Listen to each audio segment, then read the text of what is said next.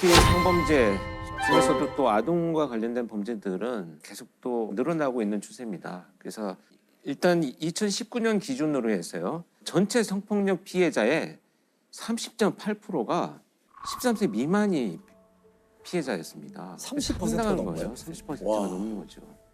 근데 이제 더 가슴 아픈 것은 16년도에 23% 정도였거든요.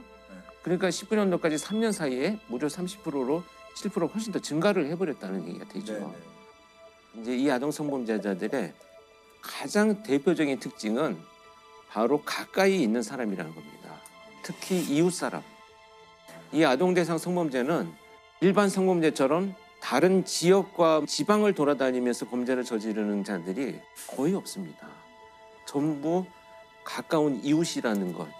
그래서 그들의 특성을 좀 우리가 이해하고 저는 어떻게 예방할 것인가 말씀을 드려보도록 하겠습니다.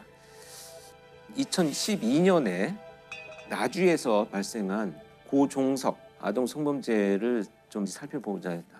고종석 사건. 예. 워낙 잔혹한 사건이 되다 보니 네. 범행 동기와 심리적인 특성을 분석을 하라는 이제 지시를 받고 나중에 면담을 했습니다. 그래서 한 2시간 반 정도 직접 만난 사건이기 때문에 훨씬 내용을 좀 잘 알고 있는데요. 2012년 8월 29일 날입니다. 이 고종석이란 자가 피해자 그 A양의 어머니를 동네에서 우연히 만납니다. 그리고 아이들 잘 지내죠? 라고 인사말을 건네니까 그렇다라고 헤어졌는데 이 고종석은 그 길로 바로 A양의 집으로 향합니다. 자신의 집과 그 이 피해자인 A양의 집은 불과 250m가 떨어져 있는 가까운 거리였었죠. 그러니까 말 그대로 이웃 사람이네요. 바로 이웃 사람입니다. 네. 그리고 평소에도 알고 있었고요. 그래서 새벽 1시 반경에 네. 이 집에 몰래 침입을 해서 마루 끝에서 자고 있는 A양을 이불채 납치를 합니다. 삼촌이야 괜찮아 이런 말을 하면서 130m 떨어진 다리 밑에 가서 성폭행을 자행을 합니다. 그래서 이 범인은 이제 고종석은 범행을 저지르고 나서 아이가 자기를 알아본다는 이유로 목을 졸라서 실신한 것을 보고 사망한 것으로 생각을 하고 방치하고 도주를 합니다. 근데 이날은 굉장히 심한 태풍이 불고 있었을 때고요. 태풍 댐빈의 영향으로 전국 대부분 지역에 지금 비와 함께 강한 바람이 불고 있습니다. 강풍과 함께 최고 150mm 이상의 많은 비를 부리겠습니다. 2012년에 태풍 왔죠. 그 범행이 이루어지던 날 비가 많이 오던 날인데 근데 제가 이거 참 너무 안타까운 얘기인데요.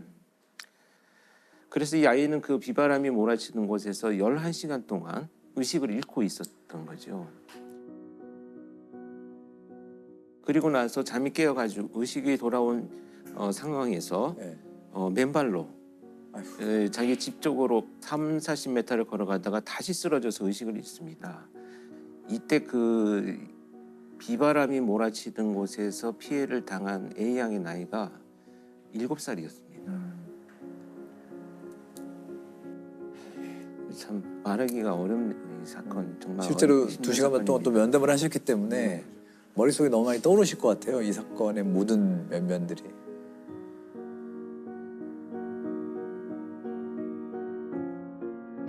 피해 어린이가 발견된 곳입니다. 어린이는 어제 태풍의 장대비를 알몸으로 맞으며 경찰에 발견될 때까지 12시간 동안이나 이곳에서 고통과 두려움에 떨어야 했습니다. 피해 어린이는 응급수술을 받은 뒤 안정을 취하고 있지만 아직도 충격에서 벗어나지 못하고 있습니다. 그래서 수사가 전개가 됐는데요. 이제 아이의 진술을 들으면서 이제 가장 먼저 용의자를 선정을 해야 되기 때문에 들어보니 아이가 삼촌이라는 표현을 썼다라는 것을 통해서 나이가 그렇게 많은 사람은 아니구나. 뭐 20, 30대 연령 정도구나. 그리고 다른 특징이 무엇인가 했더니 이 아이가 영민하게도 검정 어두운 옷을 입고 있었는데 머리가 굉장히 짧았다라는 진술을 합니다. 그리고 비바람이 몰아치는데 이 장소라는 걸 본다면 차가 없었을 것이고 지역 내에 있었을 것이다. 이런 그 이제 수사에 압축을 했었는데요. 이런 것을 통해서 35시간 만에 순천에 있는 한 PC방에서 잠복을 하고 있다가 검거를 하는데요. 정말 이 분노할 것이 그 검거하는 순간의 경찰관 이야기를 들어보면 PC방에서 나주 성폭행범이라는 용어를 뉴스를 검색을 하고 있었다는 거예요. 그러니까 자기가 저지른 범죄에 대해서 얼마나 드러났는지, 아이는 살았는지 죽었는지 자기가 확인하고 보고 있었다, 이런 것이 밝혀져서 정말 분노했었죠. 분노. 여자 어린이 성폭행 사건의 용의자 25살 고모 씨가 경찰에 붙잡혀 들어오자 시민들의 분노가 폭발합니다. 고 씨는 죄송하다면서도 검증이 끝날 무렵엔 후련하다는 말까지 했습니다. 그래서 구종석은 잡힌 뒤에 뭐라고 얘기를 했나요? 일단은 이제 본인이 내가 나는 술에 취해 있었다, 이렇게 주장을 하는데요. 그럼 약간 술김에 그랬다라는 얘기는 자기 약간 우발적으로 그랬다라는 그렇죠. 거를 결국은- 던지려고. 네, 형량에 관련된 변명을 하려고 하는 얘기인데요. 상당히 많은 이제 계획성이 이제 드러나고요. 그날 저녁에 이제 어머니를 만났다고 했잖아요. 그때 의도적으로 질문을 한 것도 의도성이 있는 것이다, 이렇게 생각을 합니다. 그리고 이제 저는 그 이불 자체를 가져갔다는 것이 범행 장소를 이미 선정해 놓고 있지 않았는가 하는 생각이 듭니다. 왜냐하면 그 돌바닥에서, 다리 밑에 돌바닥에서 저희가 성범죄를 저지르려면 필요한 도구의 하나로 생각을 이미 하지 않았는가 하는, 계획적인. 계획성의 어떤 의미를 갖고 있다, 이런 생각이 들고요. 근데 이제 경찰 조사에서 뭐가 드러났느냐 하면 이 A양의 언니를 내가 대상으로 했었다는 거예요.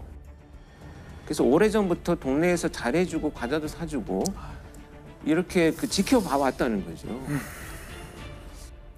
저도 참 이거 면담을 하면서도 황당했던 진술 중에 하나인데, 그 아이가 그날 거기서 자고 있었던 것이 운이 없었던 겁니다. 이렇게 저한테 면담을 하면서 이야기를 했습니다. 근데 저는 제가 정말 많은 범죄자들하고 마주 앉아서 감정을 억누르고 정보를 얻어내기 위해서 질문들을 해왔지만 이런 범죄자 사실 많이 경험하지 못했습니다. 특히 피해자를 살해하려고 했던 의도를 자기 말로 드러냈었습니다. 이미 죽은 줄 알았어요. 목을 졸라서 사망한 것으로 생각을 했어요. 이렇게. 그래서 자신의 행위로 인해서 남들이 불편함을 겪거나 고통스러운 것을 애초에 좀 고려하지 않는 사이코패스 성향의 판단이 되죠. 그래서 당시에 이제 법원이 결국은 무기징역을 선고를 하고요. 우리나라에서 처음으로 화학적 거세를 선고를 합니다. 집에서 잠자던 초등학생을 성폭행한 혐의로 기소된 고모 씨. 대법원은 무기징역과 함께 성충동 약물치료 5년, 전자발찌 부착 30년을 선고했습니다. 검찰은 피해 초등학생 A양이 성인도 견디기 어려운 큰 수술을 2차례나 받고 또 성폭행 사건이 없었던 한 살대로 돌아가고 싶다는 피해자의 충격 등을 고려해 달라고 말했습니다. 법정에서는 A양의 어머니가 흐느끼는 목소리로 A양이 재판장에게 쓴 편지를 읽었습니다. A양은 엄마가 나쁜 아저씨를 혼내주러 간다고 하니 편지를 썼다며 아저씨가 나를 또 데려가지 못하게 많이 혼내달라고 편지에 적었습니다. 근데 거기 재판한 판사님이 아주 명쾌하게 써놓으셨어요. 피고인은 가학적이고 잔인한 성폭력 범죄를 다시 범할 개연성이 매우 높은 점 등을 종합하면 성충동 약물 치료를 해라라고 이렇게 써놓으셨어요. 그러니까 뭐 무기징역이야. 그러나 혹시라도 나가게 될 상황에서도 이건 용납할 수 없다. 이런 좀 굳은 결의를 아마 굉장히 화가 나신 것 같아요. 왜냐하면 법무부 자료를 보니까 성범죄 유형별 아동 성학대 재범률이 37.5%라고 합니다. 37. 재범률이 가장 높은 범죄 중에 하나가 아동 성범죄. 근데 이자들이 왜 그런 범죄를 저지르느냐면 일단 적절하게 사회적 상호작용하는 것에 만성적으로 실패를 합니다. 근데 그 실패들에 대해서 너무 지나친 두려움을 갖고 있는 사람들이에요. 그러다 보니까 자존감이 떨어져요. 이 자존감이 떨어지는 자기의 감정을 회복하기 위해서 거절하지 않는 아동을 대상으로 통제하고 조정하는 이런 범죄를 저지르는 거거든요. 그리고 정말 제가 놀랐던 것은 범인이 체포되고 나중에 그 지역에 가서 그 사람이 과연 어떤 사람이었습니까? 라고 물어보면 거의 100%가 그 사람 범인 아닌 것 같아라고 얘기를 해요. 왜냐하면 너무 온순하고 착하다는 거죠.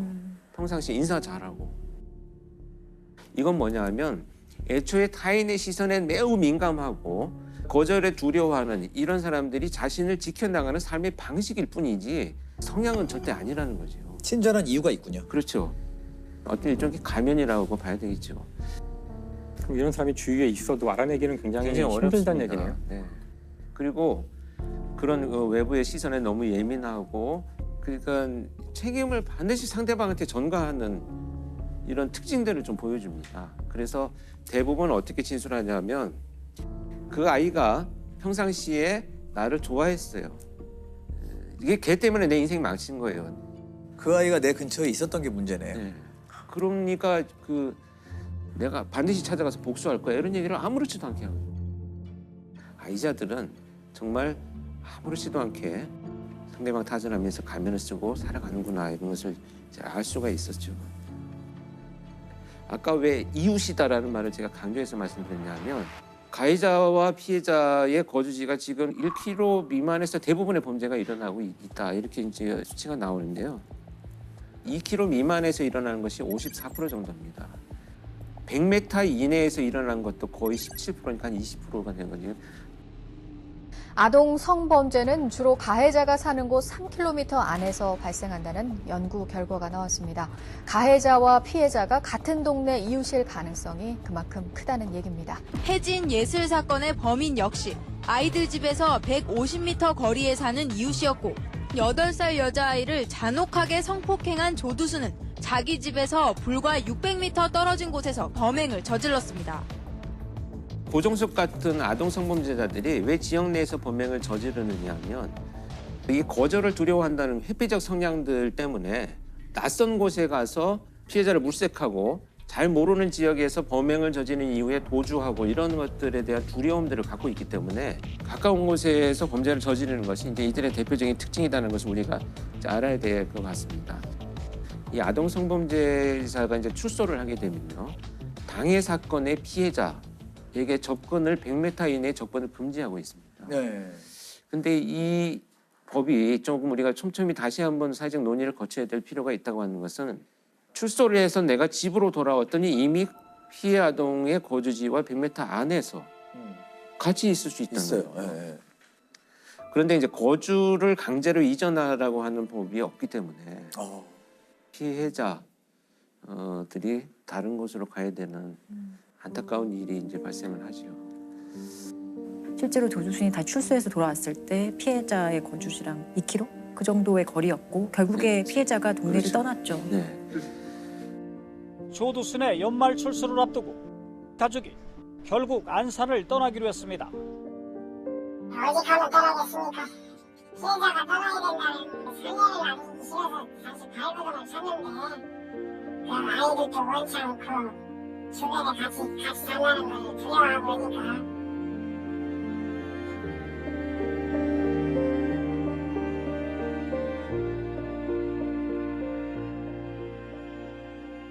근데 그것도 법 좀 바꾸면 안 되나요? 그러니까 그런 경우에는 반드시 이사 가야 된다 이렇게 하면 특별히 어려운 법에 뭐 충돌이 좀 있는 것 같아요. 이 그러니까 뭐 헌법상의 거주 문제잖아요. 이전의 기본권 때문에 그런 것 같은데 지금 다른 경우에도 이주하라고 명령할 때 많잖아요. 뭐 여기 뭐 재개발해야 되니까 이주해라. 이게 위헌이 아닌데 그 문제는 그 사람이 안 가고 있을 때 국가가 어떤 식으로 개입할지 그 현실적인 문제가 가장 클 것 같아요.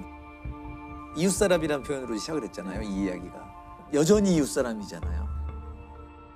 이게 정말 반복되면 안 되잖아요. 네, 그렇죠. 아동 성범죄. 어떤 대비책들이 있을까요? 우리가 이 범죄자들 간략하게 초점이 법을 만들어서 처벌하는 거 되게 중요한데 그 치료적 개입을 반드시 해야 된다 이렇게 생각합니다. 이런 것은 과학적 거세도 필요하지만 심리적인 치료를 해야 되는데 실제 그 통계를 보면요, 성폭력 치료 프로그램을 받지 못한 집단에서는 한 62%의 재범률, 그러니까 굉장히 높은 거죠. 근데 이수한 집단은 39% 정도니까 사실은 한 20%의 격차를 줄이는 효과는 있어요. 이걸 보면 우리가 투자할 가치가 있다는 의미로 해석할 필요는 있지 않나 이렇게 생각이 듭니다. 근데 그 프로그램이 과연 어떻게 운영되는지, 전문가가 얼마나 투입되는지, 얼마나 전문성을 갖고 있는지 우리가 지금 아무것도 검증된 건 없어요. 캐나다나 이런 곳은 한 명의 이 담당자가 담당하는 대상자가 5명을 넘지 않는다고 합니다. 그러면 자기가 지속적으로 관찰할 수 있는 기회와 여건이 되는 상태에서 그들을 치료하고 이런 것들인데, 그런 것을 우리는 좀 벤치마킹할 필요는 있지 않나 이렇게 생각이 듭니다. 어찌됐건 아동 성범죄는 저는 굉장히 끔찍한 장면들을 많이 보았기 때문에 굉장히 예방에 대해서도 아이들이 좀 현실적으로 이해할 수 있는 교육을 시켜야 되는데, 낯선 사람 따라가지 마라는 얘기는 부모님들한테 많이 들어서 알고 있는데 왜 따라가면 안 된다는지는 아이들은 몰라요. 그래서 아동 성범죄자들의 1번이 도움 요청이에요. 물건 좀 들어줄래? 이런 방식으로 이제 도움 요청을 해서 아이들의 도덕심을 유발하고, 그래서 따라가지 마, 무조건 하지 말고, 아이들한테 어른들이 도움 요청하는 경우는 없어, 다른 어른한테 도와달라고 해, 이렇게 가르치는 게 오히려 현실적이다, 저는 이렇게 생각을 하고요. 그리고 지금 통계를 보면요, 대부분 이제 결국은 아동들이 유인되거나 끌려가는 곳들이 다 공원, 놀이터 이런 곳입니다. 아이들이 분명히 있는 곳들에서 많이 이루어지는 범죄들이고요. 발생 장소 주변에 우리 이제 감시망이라는 게 있잖아요. CCTV나 이런 도시 설계 구조를 통해서 위험률은 저는 굉장히 낮출 수 있다고 보거든요. 자제하겠죠. 할 수 있는 최대한의 방법들을 강구해서 발생의 어떤 예방 이런 것을 병행해야만 조금이나 줄어들지 않을까 하는 생각을 합니다.